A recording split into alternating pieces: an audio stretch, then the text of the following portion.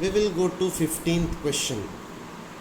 The quantities of heat required to raise the temperature of two copper spheres of radii R1 and R2, given R1 is equal to 1.5 R2, through 1 Kelvin are in the ratio of.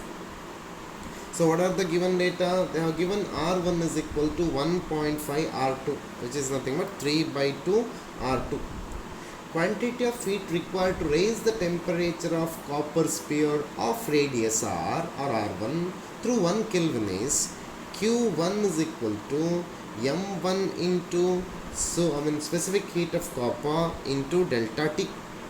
So this is equal to 4 by 3 pi R1 cube into rho, volume into density. So rho of copper, this is now mass into specific heat of copper into delta T. Delta T is 1.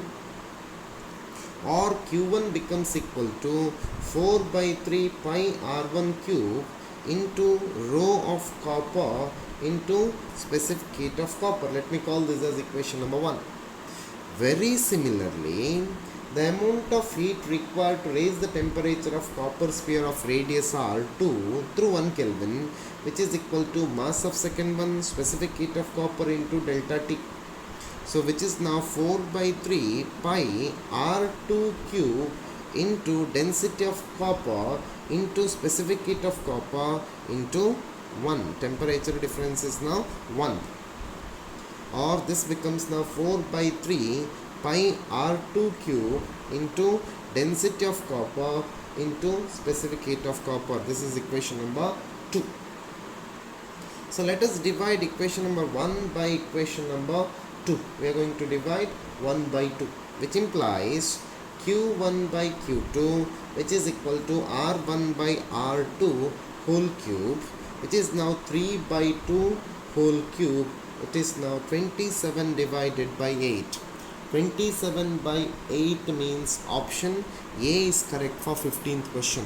Option A is correct for 15th question. Next we will go to 16th question.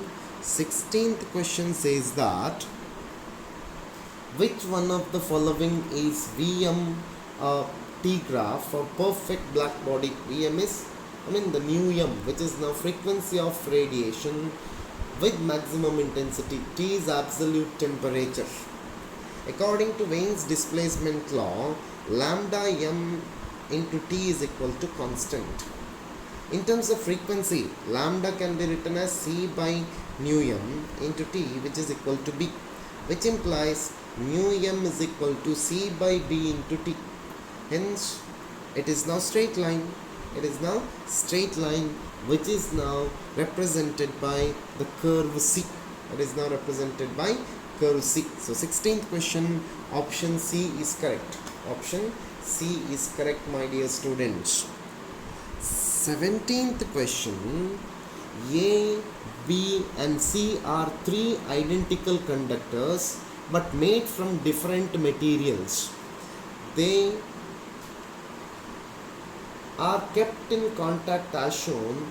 The thermal conductivities are K to K and K by 2. The free end of A is at 100 degrees centigrade and the free end of C is at 0 degrees centigrade. During steady state, the temperature of the junction of A and B is nearly dash degree centigrade. So this is now the conductors given. This is A, this is B and this is now C. This end is at 100 degrees centigrade, this end is at 0 degrees centigrade. Yes. So how to do this now? So this is at T1 and this is at T2. Let me consider all these are now having the length of about L only. All these are having length of about L only, and A is now area of cross section. So what happens now? Since it is now in series, I can say that HA which is equal to HB which is equal to HC. So let me write that directly here. Thermal conductivity of A into area into 100 minus T1 divided by L which is equal to KB into area into T1 minus T2 divided by L, which must be equal to Kc into A into T2 minus 0 divided by L. So thermal conductivities are known. So let me equate K into A into 100 minus T1 divided by L, which is equal to 2K into A into T1 minus T2 divided by L, which is equal to K by 2 into A into T2 minus 0 divided by L. So all these L gets cancelled, Ka gets cancelled. So simplify, it becomes now 100 minus T1, which is equal to 2 into T1 minus T2. So simplify 100 minus T1, which is equal to 2 T1 minus 2 T2. So 2 T2, which is equal to 3 T1 minus 100, or T2 becomes now 3 by 2 T1 minus 50. Let me call this as equation number 1. Let me call that as equation number 1. And 2 into T1 minus T2, which is equal to half T2. So it is now 2 into T1 minus, what is T2? It is here. So it is now 3 by 2 T1 minus 50, which is equal to half into 3 by 2 into T1 minus 50. Simplify, it becomes now 2 into 2 T1 minus 3 T1 plus 100 divided by 2, which is equal to 3 T1 minus 100 divided by 4. So it is now minus T1 plus 100, which is equal to 3 T1 minus 100 divided by 4. So if we simplify, T1 comes to be 71 degrees centigrade. T1 comes to be 71 degrees centigrade. So option A is correct for 17th question. Lengthy question but easy question. 17th question, option A is correct. Shall we go to 18th question now? So 18th question, which says that a hot body is allowed to cool. The surrounding temperature is constant at 30 degrees centigrade. The body takes time T1 to cool from 90 degrees centigrade to 89 degrees centigrade, and time T2 to cool from 60 degrees centigrade to 59.5 degrees centigrade. Then, so 18th question,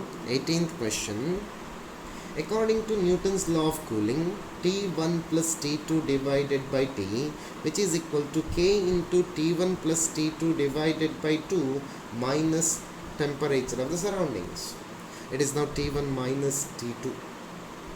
So this is now 90 minus 89 divided by T1, which is equal to K into 90 plus 89 by 2 minus 30. So it is now 1 by T1, which is equal to K into 59.5. This is equation number 1. And then 60 minus 59.5 divided by T2, which is equal to K into 60 plus 59.5 divided by 2 minus 30. So this is now 0.5 divided by T2, which is equal to K into 59.5. It is 29.5. So this is the equation number 2.